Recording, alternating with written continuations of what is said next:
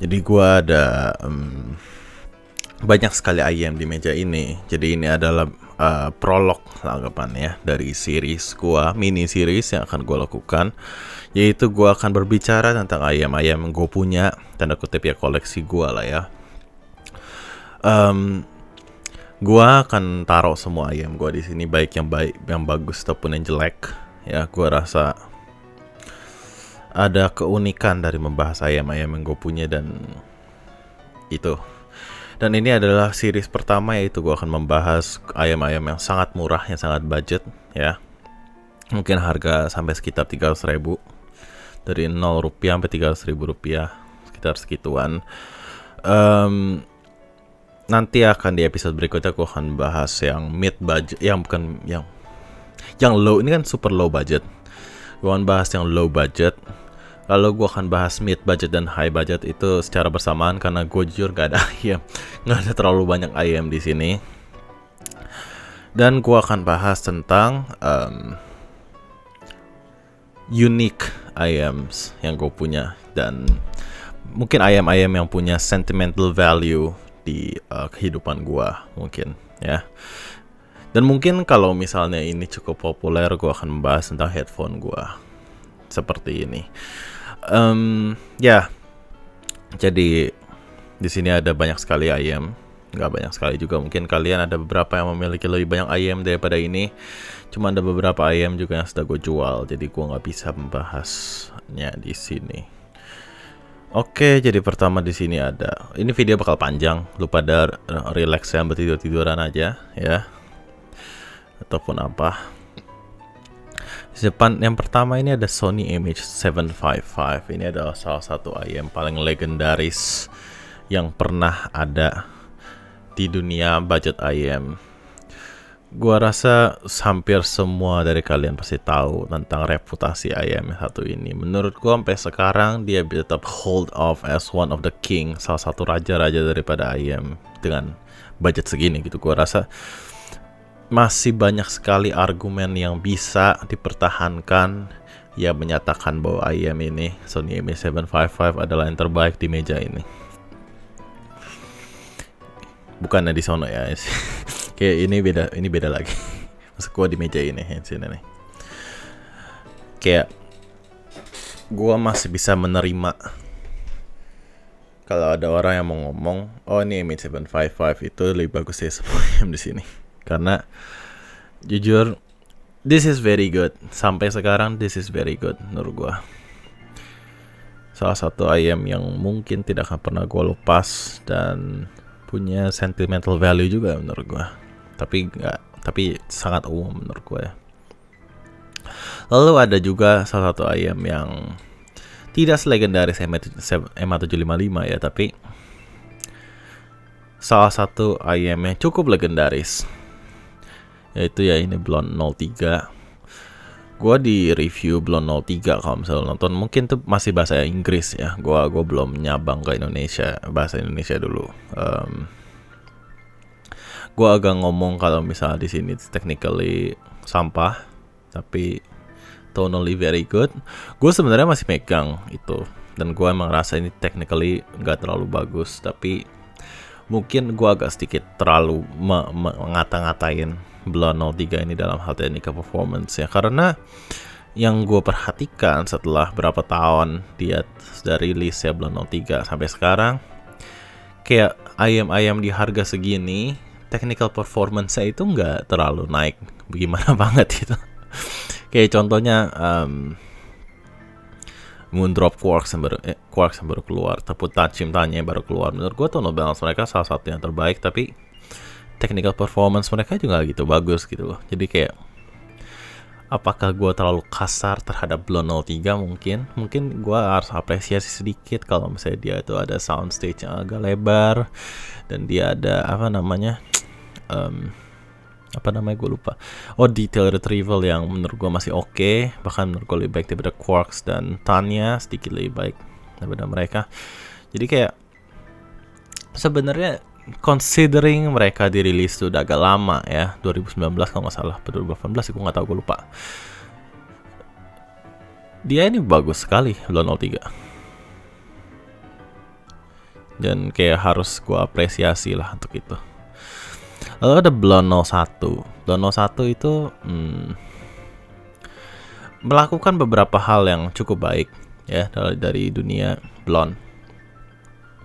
Dia melakukan beberapa perbaikan di Blonde 03, yaitu kayak soal transit response terutama. Tapi gimana ya?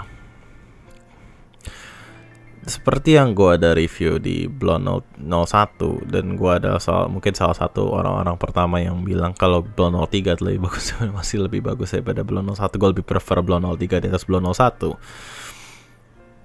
Tapi gue sampai sekarang masih bilang begitu sih.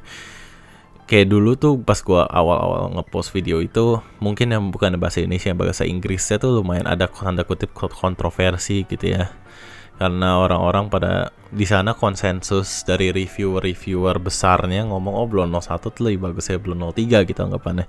Tapi ya mulai sekarang, mulai kesini, gua rasa orang-orang mulai menyadari bahwa keunikan Blonde 03 tuh agak dibunuh sama Blonde 01 gitu. Maksud gue kayak di Blonde 01 tuh mid range, dari Blonde 03 tuh tidak ada di sana. Jadi kayak ngapain lu beli IM yang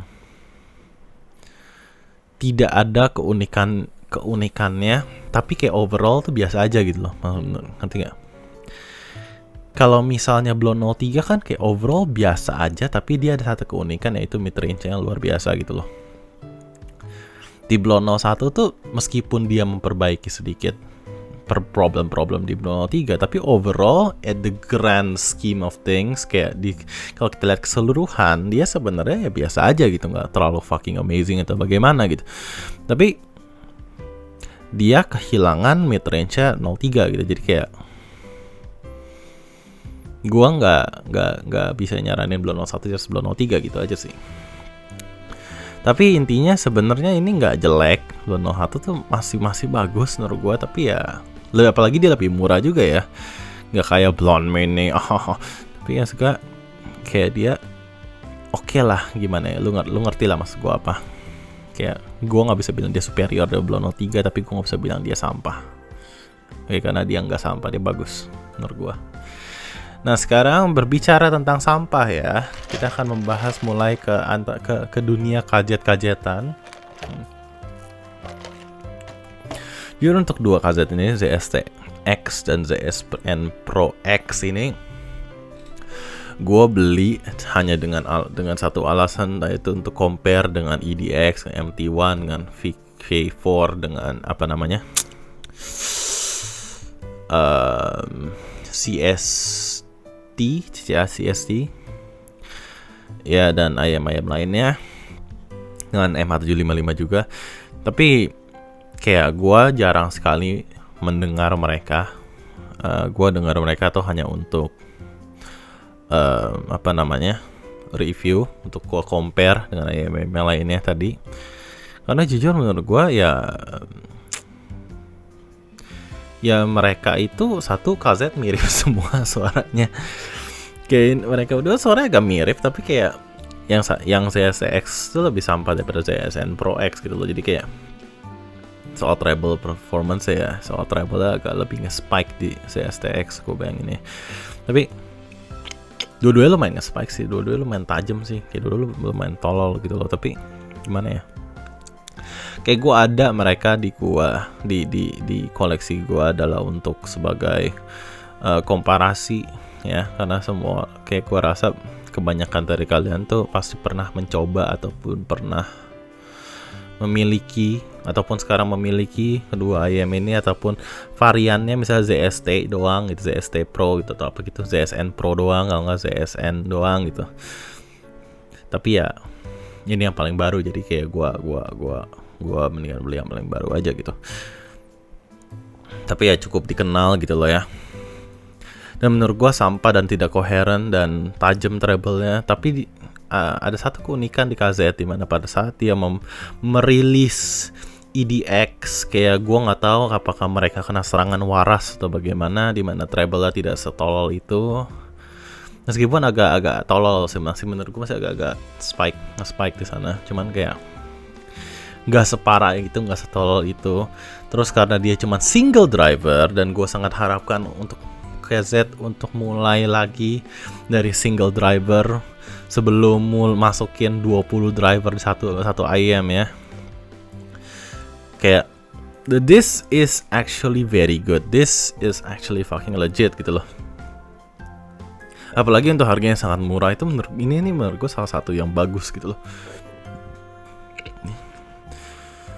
Jadi kayak if you can do this, why do you need to do this gitu loh. Kayak kenapa lu perlu bikin ini kalau ini soalnya lebih bagus dari mereka gitu loh. Kayak ini nih salah satu KZ yang aneh gitu. Ada juga nih TRN MT1. TRN MT1 menurut gue tetap lebih prefer TRN MT1 daripada EDX, karena dia gue rasa overall lebih balance, sedikit lebih technical ya, apalagi soal separationnya dan layering-nya menurut gue sedikit lebih baik di MT1 daripada di EDX. Gue rasa dari EDX tuh bassnya masih agak terlalu, sub bassnya masih agak terlalu ngebikin suaranya congested gitu. Tapi ada beberapa orang yang bilang kalau misalnya lu punya ampli mahal, lu punya ampli gede gitu ya, lu colok EDX, so scalability lebih baik gitu loh. Makanya tapi kayak kembali lagi kayak misalnya gue tuh sempat ngomong tentang EX1000 gue, dia salah satu IM tuh yang sebenarnya kalau lu colok ke HP, lu colok kemanapun suaranya decent. Cuman begitu lu colok ke something yang insanely good, misalnya ini gue bahas sedikit tentang X1000 gue tuh. Dia itu suaranya bakal luar biasa lu colok ke ampli gede, karena dia itu bertindak seperti headphone. Gua nggak tahu kenapa, mungkin karena drivernya yang gede, jadi kayak bertindak seperti headphone dimana lu colok ke ampli gede suaranya gila. Tapi menurut gua ini adalah IM yang gagal gitu loh, karena kayak efisiensinya nggak ada gitu loh. Tapi gue masih bisa berargumen untuk EX1000 kalau dia itu adalah flagship level IM. Dulu dia nih sempat harganya sekitar 10 juta kan, sekitar $900, $999 kayak pas pertama kali keluar. Dan gue merasa kalau misalnya orang bisa investasi $999 untuk IM, gue rasa dia kan punya ampli yang cukup bagus gitu loh, DAC amp yang cukup bagus gitu. Jadi ya nggak masalah kalau misalnya lu harus colok yang ampli mahal premium untuk dia suaranya bagus gitu. Ataupun sebenarnya enggak sih, dia ampli jelek juga suaranya bagus, cuman saya jauh lebih bagus lu colok ke ampli yang premium. Sedangkan untuk EDX, kalau orang mau argue yang sama dan dia bilang ini lebih bagus dari MT1 karena lu colok ke ampli yang bagus, ya dia akan jauh lebih bagus gitu loh. Kayak satu ini ayam harganya di bawah 100.000 ya. Gua rasa nggak ada ampli di bawah 100.000 yang gua bisa bilang bagus deh. Kayak lu kalau mau beli ampli di bawah 100.000, mending lu colok HP deh, mending nggak usah, mending beli IM yang lebih mahalan dikit deh. Jadi kayak gua rasa untuk, atau at least kayak ampli misalnya harga 300.000 ataupun sejuta, gua rasa MT1 masih lebih baik gitu daripada EDX sih. Jadi kayak gua ngerasa itu adalah argumen yang bagus untuk bilang EDX lebih bagus daripada MT1. Tapi ya mungkin kalau lu punya ampli 5 juta, 6 juta, 10 juta dan lu pengen beli IM seperti ini for some fucking reason, mungkin seperti gua, lu pengen nge-review ataupun apa itu, mungkin ya itu bisa jadi konsiderasi bagi lu. Cuman menurut gua tetap MT1 secara tonal balance juga sedikit lebih baik daripada EDX. Kalau ini adalah QKZ VK4, cukup terkenal, cukup banyak dicintai dan banyak dibenci oleh orang-orang. Gua bisa bilang kalau ini adalah IM yang bagus. Gua bisa bilang QKZ VK4 itu adalah IM yang bagus. Tapi gua nggak bisa bilang kalau VK4 itu adalah IM yang gua suka gitu. Kenapa? Karena ya gua nggak suka. Kenapa ya? Karena ya seperti yang gua mungkin sudah ungkapkan sebelumnya, technical performance saya itu cukup sampah gitu loh. Dia itu punya tuning selevel IM flagship atau yang seharusnya dimiliki oleh IM flagship gitu loh. tapi technical performance yang selevel HP counter pulsa di pinggir jalan gitu, lo ngerti gak sih? Kayak kayak this is one of the most under detailed, under controlled kayak IM set I've ever heard. It's bad but it's good if you don't really care about technical performance. Sebenarnya ya kalau lu nggak terlalu perhatiin tuh bagaimana, ya udah gitu loh. Tapi ya gitulah. Dan satu lagi untuk di note, kalau misalnya mau beli VK4, gua rasa lu harus siap-siap beli 3 biji atau 4 biji.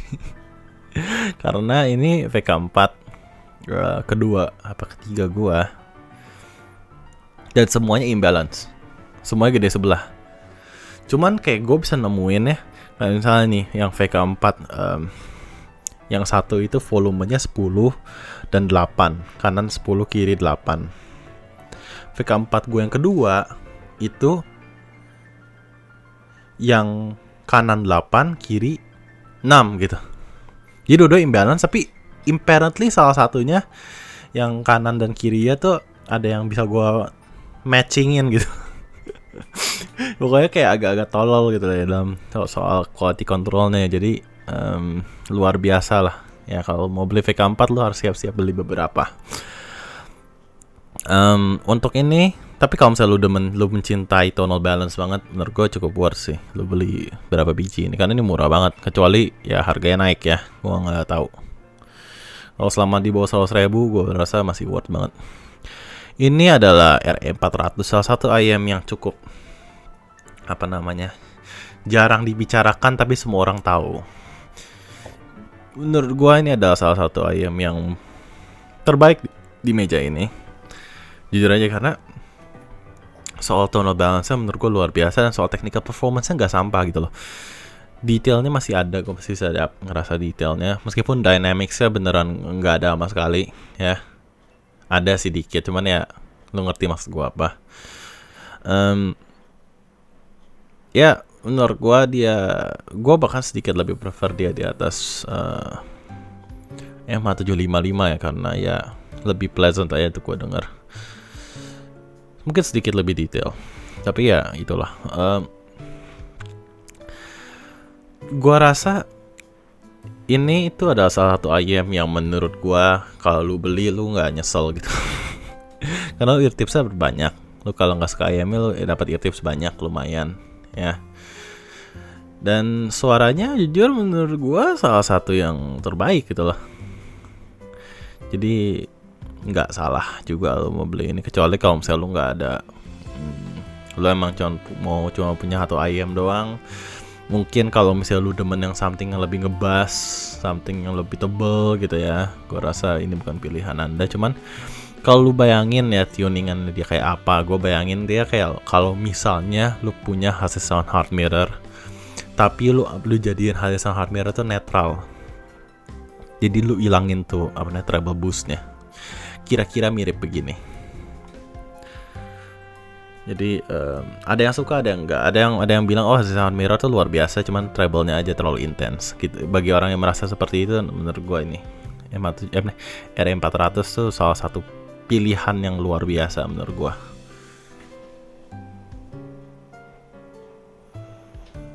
Ya, baterai gue hampir habis. Buru-buru. Ini ada MH750. MH750 itu kayak adik atau kakaknya daripada MH755 yang tidak begitu populer punya gua di Cable dan terminasi 44. Menurut gua dia suaranya cukup bagus, tuningannya oke. Gua nggak bisa bilang dia jelek, gua nggak bisa bilang dia bagus, tapi dia oke. Menurut gua lebih prefer MH755 yang lebih neutral. Menurut gua ini agak sedikit terlalu V-shape. Kalau misalnya lu ngerasa MH755 kurang ngebass atau bagaimana gitu, mungkin lu bisa beranjak ke sini. Ya gue dapat ini gratisan pas gue beli KOS KSC 750 ya, KSC 7 yang ear clip itu. KOS itu suaranya bagus banget, tapi ya itu nanti gue bahas tuh nanti. Ya pokoknya ini salah satu yang unik juga, tapi salah satu yang very good juga gitu loh. Kalau misalnya lu nggak bisa dapet 755, mungkin lu bisa beli 750, and it's actually pretty good. Cuman lu notice misalnya lu bandingin bagusan 755 dikit. Technical performance agak mirip.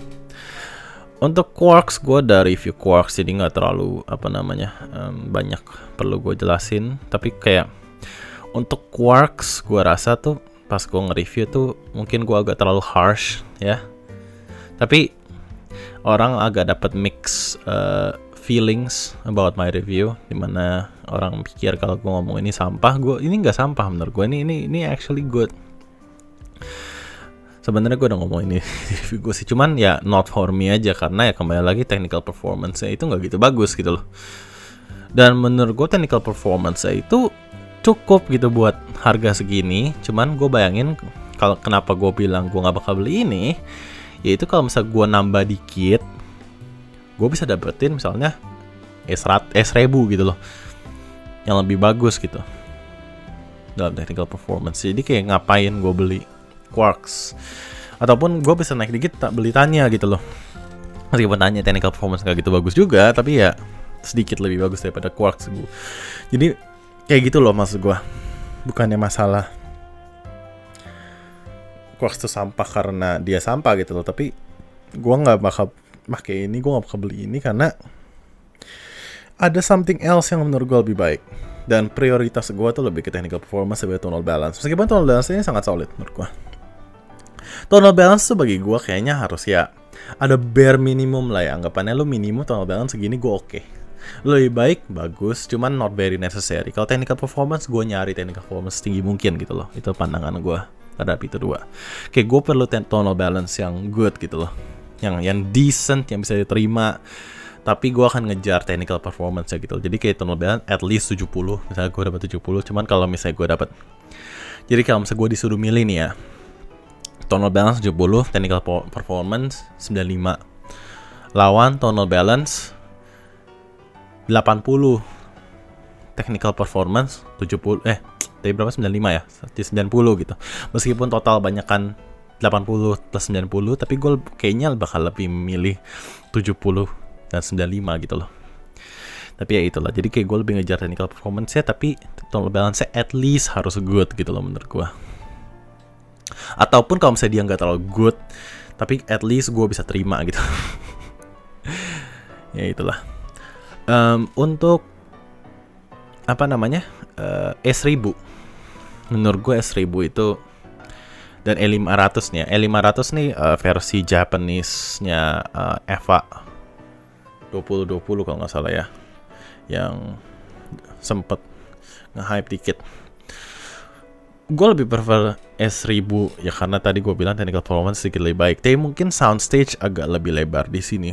Cuman presentasi imaging di E500, sebenarnya gue udah review ini dua, dari E3000, E2000, S1000, E500 tuh gue udah review semua. Cuman E3000, E2000 tuh kayak Inggris doang lah. Kayaknya gue belum nyabang ke Indo pas itu.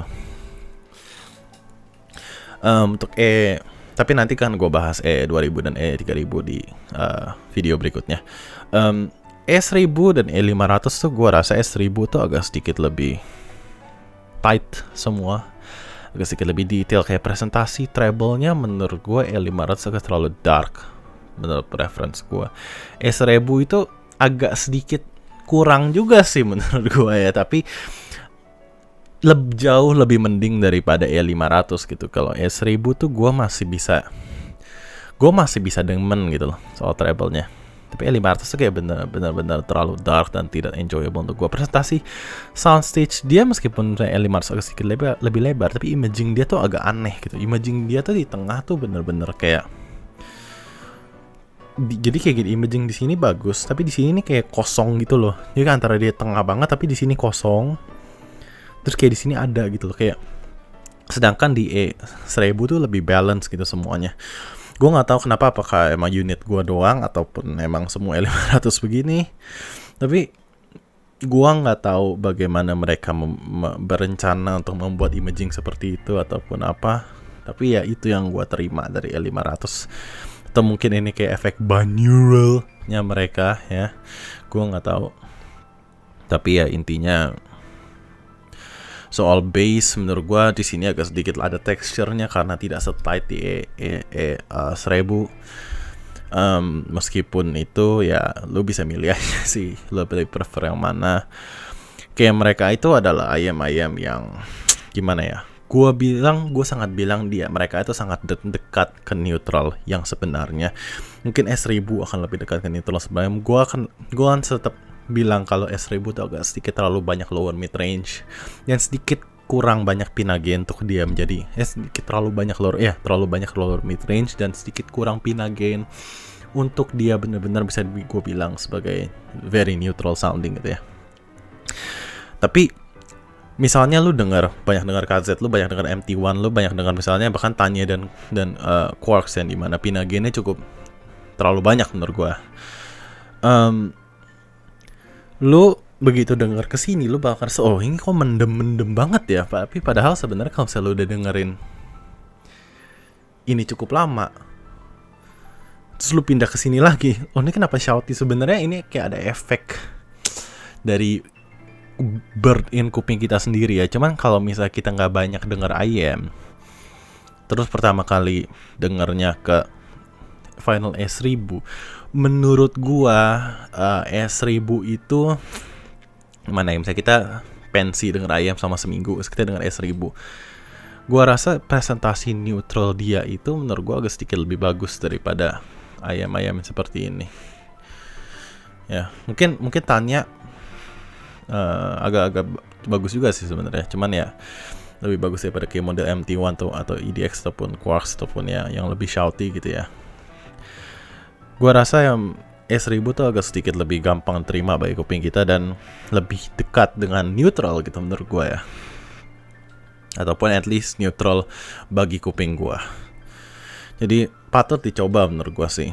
E500 gua nggak gitu rekomend, ataupun EVA 220 itu tuh. Tapi S1000 menurut gua salah satu ayam yang bagus gitu ya menurut gua di meja ini. Gua cukup demen. Ini DQSM Hermit, lu tahu posisi gua kan ayam ini. Menurut gua gua pernah bahas dia sebentar. Meskipun gimana ya, gua bahas dia di video Hasil Sangat Mirror gua. Pandangan gua tentang dia di video Hasil Sangat Mirror gua sama sekarang tuh sama. Cuman mungkin gua agak sedikit terlalu kejam di sana. Tapi tetap aja sebenarnya intinya kalau misalnya gimana ya, lu denger ini ayam ini aja tanpa ekspektasi dan tanpa hype yang telah dibangun. Kayak gue tuh di video itu kemakan hype gitu. Gue anggap ini hype banget, gue rasa harusnya ini bagus gitu. Tapi gue denger gue kecewa gitu. Kalau misalnya lu tidak pernah mendengar hype itu dan lu dengar ayam ini, lu bakal iya ini biasa aja gitu loh, nggak sampah-sampah amat gitu. Teman karena gue kemakan hype, jadi gue terlalu ngata-ngatain ayam yang satu ini. Sebenarnya soundstage dia lebar, tapi lebarnya tuh kayak ditarik gitu. Kayak lebarnya kayak soundstage-nya ya lebar, tapi imaging-nya diffuse banget gitu loh. Jadi nggak ada precision-nya. Ditambah dengan detailnya yang detail karena treble boosted gitu loh. Gue nggak ngerasa dia lebih detail daripada CSN Pro X sih, jujur aja ya. Meskipun dia lebih koheren ya. Ini jelas lah ya single driver. Cuman kayak kontrolnya, kayak imagingnya gue ngerasa dia masih agak kurang gitu loh. Jadi kayak gue bisa bilang dia average lah untuk harganya. Gue nggak bisa bilang dia good. Sama sekali gue nggak bisa bilang dia good. Mungkin dia average, mungkin ke sedikit less than average sedikit mungkin ya. Gue nggak, tergantung lu beli di harga berapa. Jadi ya itulah DQSM Hermit. Gue nggak ngerasa mereka deserve the hype. Untuk Touch Gym Tanya, gimana ya? Touch Gym Tanya itu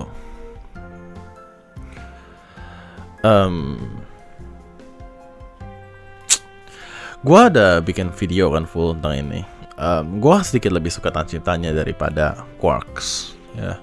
Sedangkan sama Blow 03 gue rasa resolusi agak sedikit terlalu kurang. Whiteboard sangat membantu Tanya.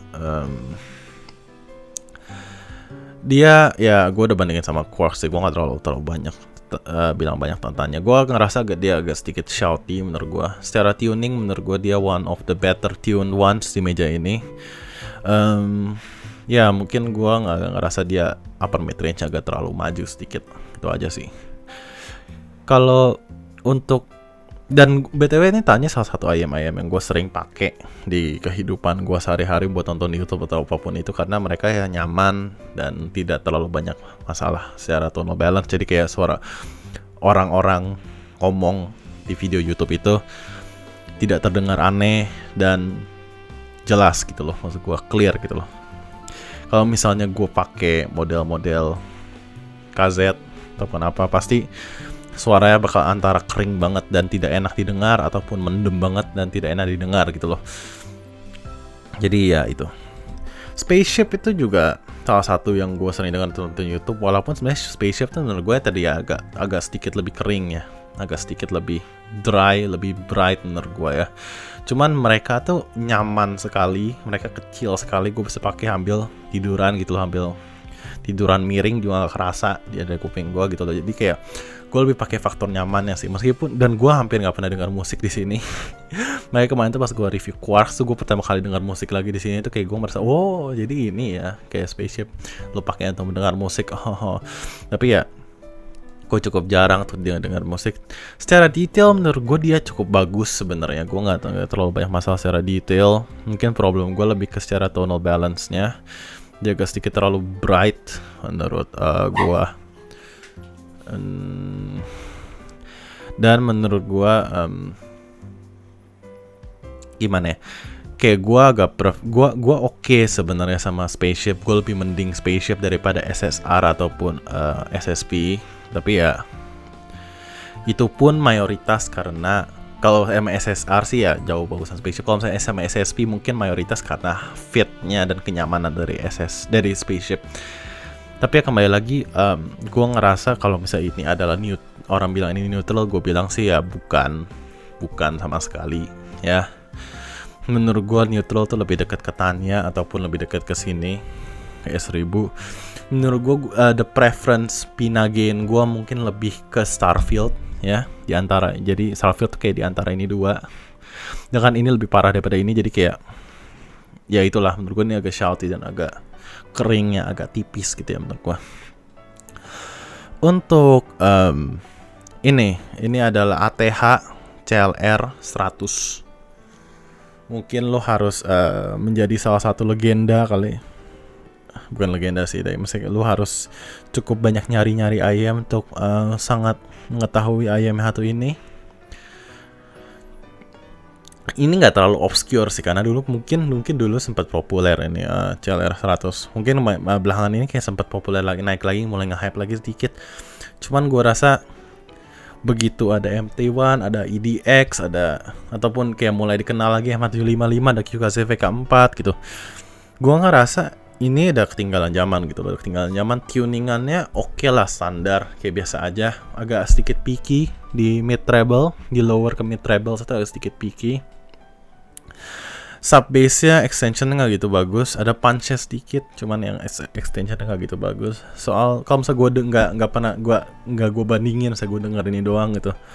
Untuk apa kek ya, untuk apapun itu, ya gue nggak bakal kayak anjing ini apaan tai, mau mati aja nih, nggak gitu sih. Cuman kayak kalau lu udah biasa mendengar seperti MT1 ataupun EDX, gue bakal ngerasain itu resolusi hancur. Ini kayak resolusi mungkin selevel VK4 mungkin ya. Tapi ya jadi gue rasa ini tuh agak sedikit ketinggalan zaman sih ya.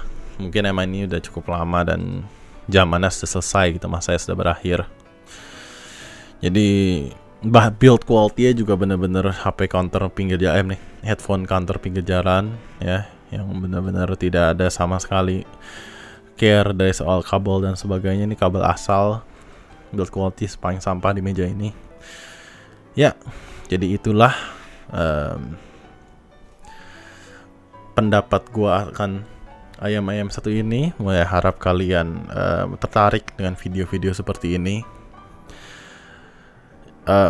Dan selanjutnya gue akan bahas tentang ya ayam yang budget tapi nggak gitu budget. Di situ ada Tinte 2, ada Hasselblad Hot Mirror, ada yang lain-lain lah seperti ATH E40, ada